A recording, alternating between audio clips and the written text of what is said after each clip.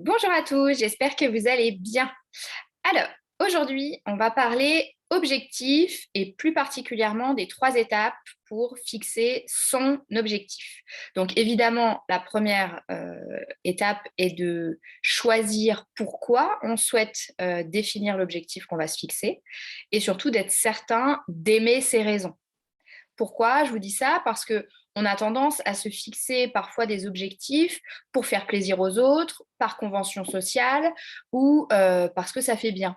Mais en réalité, les questions qu'il faut vraiment se poser au moment de définir l'objectif qu'on a pour soi, c'est vraiment de pour quelles raisons est-ce que je le fais, pour qui je le fais et d'être certain d'aimer ces raisons. Une des raisons aussi pour lesquelles on fixe des objectifs, c'est que on est souvent pressé, par exemple, de ressentir quelque chose ou au contraire pressé d'y remédier. Donc, on va se fixer un objectif pour résoudre soit ce besoin de ressenti ou soit au contraire soulager l'émotion inconfortable qu'on ressent. Et donc, c'est vraiment important de se poser avec soi et de définir vraiment quel est le problème et du coup, les raisons profondes pour lesquelles on va fixer l'objectif. Et ces raisons, elles sont hyper importantes et d'autant plus que vous les aimiez est super important. Pourquoi? Parce que ce sera un petit peu votre bouée de sauvetage quand les choses sérieuses vont démarrer. Et c'est vraiment à votre pourquoi que vous allez ensuite vraiment vous rattacher, vous référer quand il vous faudra agir et surmonter la résistance que votre cerveau va vous présenter inéluctablement. Donc ça, c'est l'étape numéro 1, d'accord. Euh, et ce qui est important aussi de retenir avant que je passe à l'étape 2, c'est que quel que soit l'objectif que vous vous fixiez, euh, que vous arriviez au bout de votre objectif ou pas, votre expérience de vie sera quand même un 50-50. C'est-à-dire, vous ne serez pas heureux, plus heureux parce que vous aurez atteint cet objectif. Votre cocktail d'émotions positives et négatives sera le même quand vous serez arrivé à la réalisation de cet objectif ou pas. Alors, les ingrédients sont peut-être mélangés d'une façon différente, mais vous aurez quand même une expérience 50-50 d'émotions positives et d'émotions négatives, que vous ayez atteint l'objectif ou pas. D'accord? Donc ça, c'est important de le garder à l'esprit, parce que s'imaginer que parce qu'on va, par exemple, perdre 10 kilos, on sera plus heureux après, ou que si, j'en sais rien, on change de job dans les 2 mois, on arrivera enfin à gagner confiance en soi, par exemple, et ben, c'est se fourvoyer. Parce que peut-être que vous aurez gagné en confiance en changeant de job, mais votre cocktail d'émotions contiendra quand même de l'inconfort et des émotions inconfortables, même quand vous aurez changé de job, même si ça se présentera peut-être pas de la même façon, mais voilà, ça existera quand même. Et quand vous aurez perdu 10 kilos, il vous arrivera quand même de ne pas être heureux ou de pas être heureuse parfois. Voilà. Donc ça, c'est des éléments qui sont quand même à prendre en compte quand vous allez définir l'objectif que vous voulez vous fixer.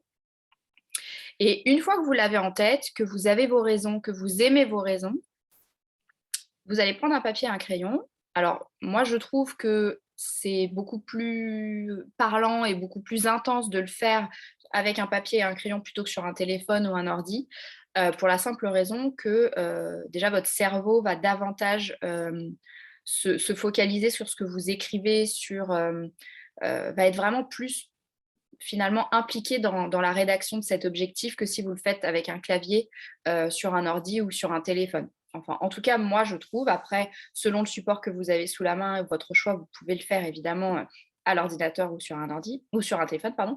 Mais voilà, je trouve que l'exercice sur le papier a quand même plus de sens et plus intense. En tout cas, moi, c'est ce que j'ai remarqué aussi.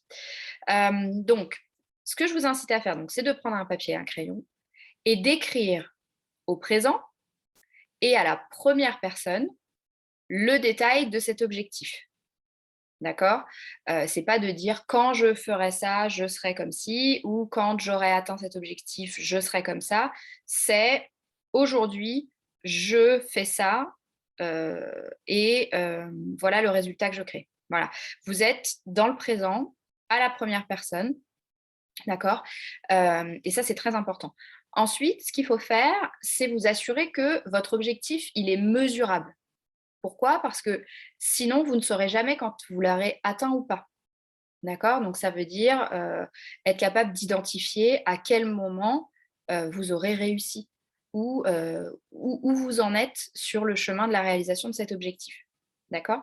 Une fois que ça c'est fait, donc que vous avez écrit au présent à la première personne, en détail votre objectif, que vous l'avez rendu mesurable, il faut qu'il soit atteignable aussi évidemment, hein. Vous fixez pas, j'en sais rien, 10 kilos en 3 semaines, par exemple, de perte de poids, c'est a priori pas vraiment réalisable ou du moins pas très sain.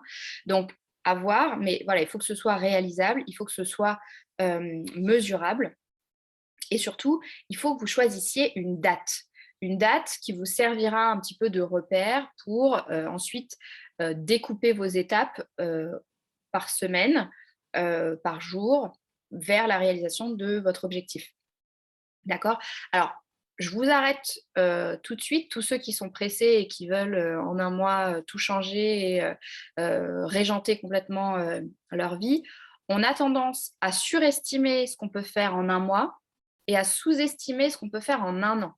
Donc, rien ne presse. Si vous êtes pressé, c'est que vous courez après une émotion ou que vous essayez de régler un inconfort ou, un problème. La solution n'est pas forcément dans la rapidité.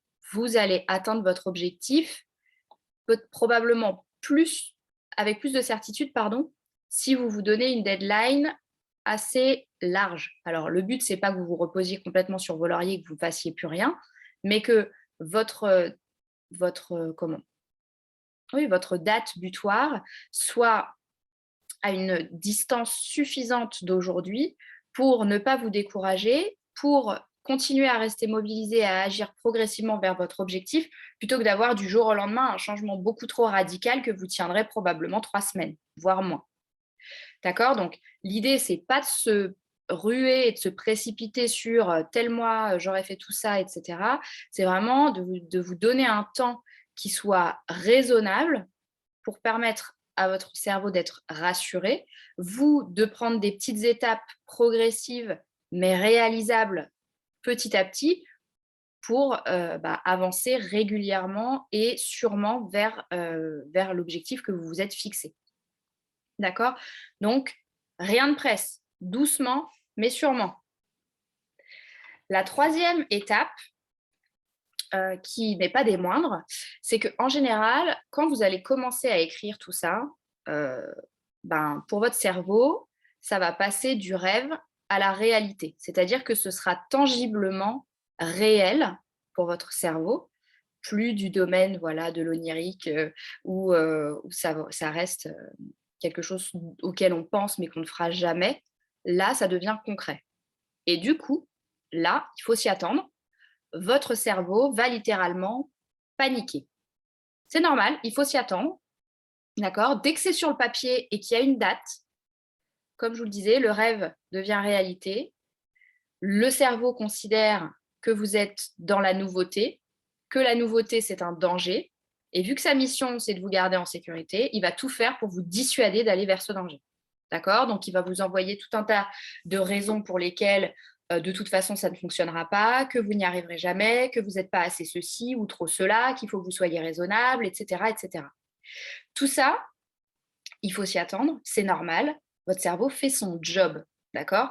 Il n'y a pas de problème avec l'objectif que vous vous êtes fixé en soi. Il n'y a pas besoin d'aborder la mission.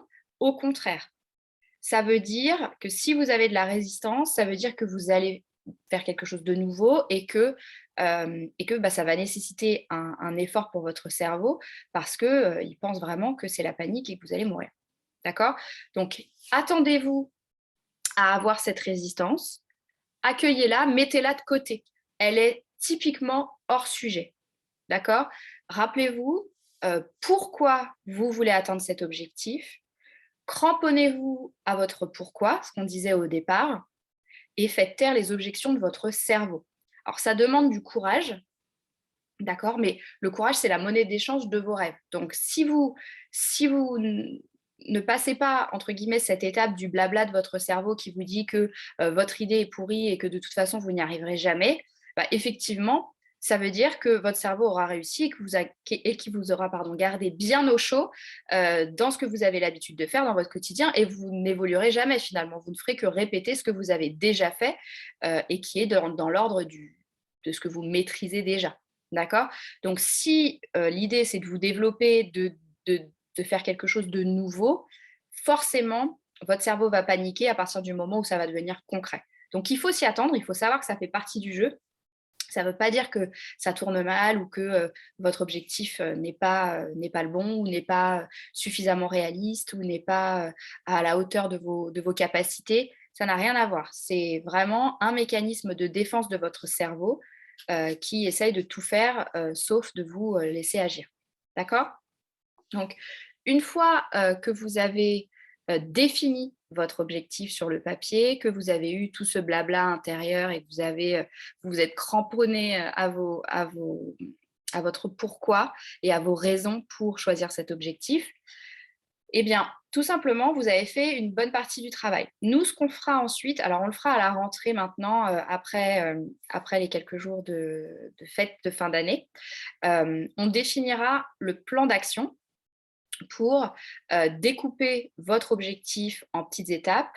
Évidemment, prévoir un plan pour chaque objection de votre cerveau ou chaque apprentissage que vous devrez acquérir pour pouvoir réaliser votre objectif. On le découpera et on expliquera comment ça fonctionne et comment on peut le planifier ensuite pour s'y tenir au quotidien. En attendant, je vais vous laisser réfléchir tranquillement, déjà faire le bilan un peu de votre année. J'ai fait un article la semaine dernière à ce sujet. Donc, c'est intéressant de vous poser avec vous-même, de faire un point sur l'année 2021, sur ce qui a été, ce qui a moins été, et sur ce vers quoi vous voulez tendre pour 2022. Et pourquoi pas réfléchir du coup aux objectifs que vous avez envie de vous fixer pour vous et surtout de la manière dont vous voulez les définir et les fixer pour vous et surtout les raisons que vous avez de choisir ces objectifs. Une fois que c'est fait, vous les écrivez, vous aurez le charabia évidemment dans votre cerveau qui va se présenter. Acceptez-le et on se voit à la rentrée pour passer à l'action. D'accord? Alors, d'ici là, prenez le temps aussi de vous poser, de réfléchir, de vous reposer, de profiter d'être en famille pendant ces quelques jours. Moi, je vais prendre aussi un petit peu de temps avec mes proches et du coup, je vous reverrai début d'année. Je vous écrirai peut-être un article en fin de semaine, mais sinon, je vous reverrai que l'année prochaine maintenant. Je vous souhaite évidemment à tous de bonnes fêtes et on se retrouve en 2022. À très vite. Bonne semaine à tous.